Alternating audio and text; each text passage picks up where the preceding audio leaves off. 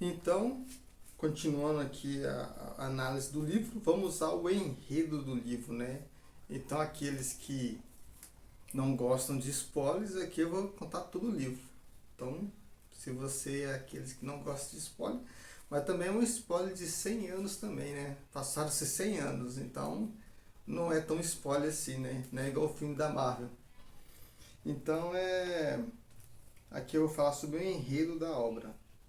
Então, o enredo da obra começa com a morte do Brás Cuba, né? Brás Cuba morre no início.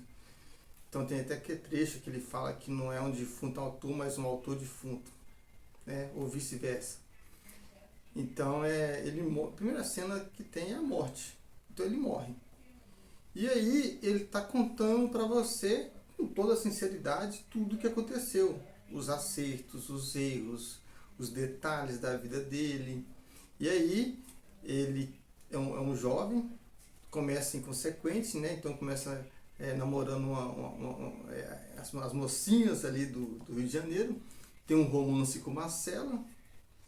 E nesse romance com Marcela, ele acaba gastando muito dinheiro com joias, presenteando ela. E aí o pai, vendo o filho se tornar um vagabundo, né? Ele vai lá e fala assim, não, você vai ir para a Europa, vai estudar, vai ser alguém. E ele vai para a Europa, ele estuda, só que ele estuda assim também, né? Ele estuda só para ganhar o diploma. Você vai ver até que nos trechos que eu vou ler, que eu marquei aqui, que eu vou ler com vocês, ele estuda de maneira medíocre, né? Medíocre. Então ele vai lá para ganhar o diploma. Ganha o diploma e volta para o Rio de Janeiro. Voltando para o Rio de Janeiro, ele acaba encontrando uma moça, né? Que é a Eugênia. Ele até gosta dela, é uma moça belíssima, mas é coxa. E aí, essa ideia dela ser coxa, isso prende ele fica preso nisso. E aí, o pai dele vai falar, não, você vai se casar com uma moça que é de um amigo meu, que é a Virgília. Ele encontra com essa Virgília e a moça não dá bola para ele. Não dá bola, ele tenta conversar, ele até tenta conquistá-la, não consegue, não a conquista. E a vida segue, né? Ele segue a vida dele, reencontra com Marcela. Marcela agora, ela pegou uma doença que tinha antigamente, que tinha o nome de bexiga, que deforma a pessoa. Então essa Marcela, quando ele viu, ele até ficou espantado, porque ela ficou feia, né? Ficou por causa da doença, por causa dessa doença, ela ficou assim, irreconhecível.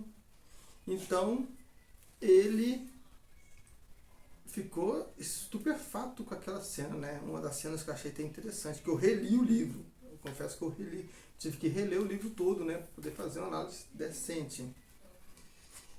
Depois, ele acaba reencontrando com Virgília, né? E a Virgília casou-se com o Lobo Neves. Então o pai prometeu a Brás Cuba um cargo político e um casamento. O Lobo Neves pegou o cargo e o casamento. E, como uma espécie de vingança, ele acaba conquistando a Virgília. Então começou com danças, né, com valsa, né? Então ele valseava com ela. Ele relata no livro que ele valseava muito bem, dançava bem. E nessa de dançar bem, ele acaba conquistando Virgília. E aí começa um caso de adultério. Que todo mundo começa a desconfiar dos dois, né? E dessa desconfiança vai aumentando, tem até uma personagem que é a baronesa, que ela é mais astuta e descobre, e termina da pior maneira, né? Termina com os dois se separando, o risco de morte, né? Porque o marido traído, Lobo Neves, né? Lobo Neves é um político, até acredito que ele não tenha percebido nada, porque ele é muito voltado para a política. Então, quando ele estava com a cabeça muito voltada na política, em cargos, em negociatas, a mulher estava com o Brás Cuba, né? Que é totalmente errado, né? E aí acontece tudo isso e volta meio que o fim do livro é o começo do livro, né? Então tem essa questão, né? Que o começo do livro é o fim. né? Então, o começo é o fim e o final é o início. O que acontece? É, é, é, Brás Cuba, ele tem um problema da ideia fixa. Isso é um problema, porque ele sempre tem uma ideia fixa na cabeça. E essa ideia fixa o prende e não deixa ele sair, não deixa ele se desenvolver. Então, por exemplo, ele morre, a morte dele é idiota, porque ele pensa em criar o emplasto Brás Cuba, um emplasto. Por quê? O emplasto Brás Cuba é um remédio para hipocondríacos. Hipocondríaco é a pessoa que tem mania de doença, né? A pessoa que vai em vários médicos, sempre acha que está doente, e ele tem essa ideia de criar um emplasto.